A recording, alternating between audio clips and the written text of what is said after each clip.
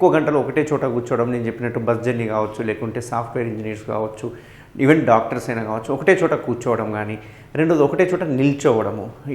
నేను చెప్పినట్టు కండక్టర్స్ కావచ్చు, వీళ్ళందరూ ఒకటే చోట నిల్చోవడం వల్ల ఏమవుతుంది, మనం నడిస్తేనే పంపింగ్ అవుతుంది. ఎందుకంటే మజిల్స్ అనేవి వ్యాకోచం సంకోచం చెందుతుంటాయి, కాంట్రాక్షన్ అవుతుంటాయి, రిలాక్సేషన్ అవుతుంటాయి, అప్పుడే రక్తం అనేది పంప్ అవుతుంది.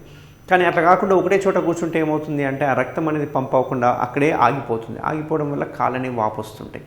మనం కొంచెం దూరం నడవగానే మళ్ళీ రక్తం పైకి వెళ్తుంది కాబట్టి మళ్ళీ కాళ్ళని సన్నబడుతూ ఉంటాయి. సో ఈ రకంగా మనము ఎక్కువ ఎవ్రీ హాఫ్ అన్ అవర్కి ఒకసారి నడవడము, లేవడము, నిల్చోవడము, అటు ఇటు తిరగడం ఇలాంటివి చేయడం వల్ల ఈ వారికోస్ వెయిన్స్ రాకుండా కాపాడుకోవచ్చు.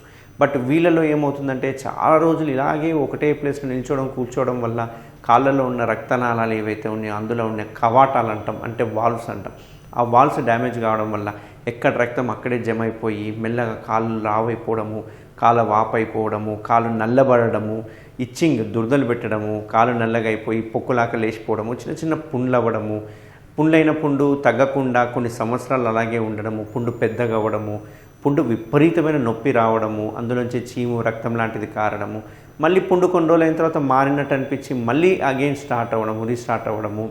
అంతేకాకుండా ఎగ్జిమా అంటుంటాము, కాళ్ళంతా నల్లగా అయిపోయి షైనింగ్ అయిపోయి ఆ ఏరియాలో ఉన్న వెంట్రుకలు కూడా ఊడిపోయి స్మూత్గా అయిపోవడము, ప్లస్ దురద పెట్టడము. మార్నింగ్ అంతా చూస్తేనేమో కాళ్ళ వాపులు ఉంటాయి, పడుకొని కొంచెం కాలు పైకి ఎత్తు పెట్టగానే వాపు కూడా పోవడం, ఇట్లాంటివన్నీ జరుగుతుంటాయి.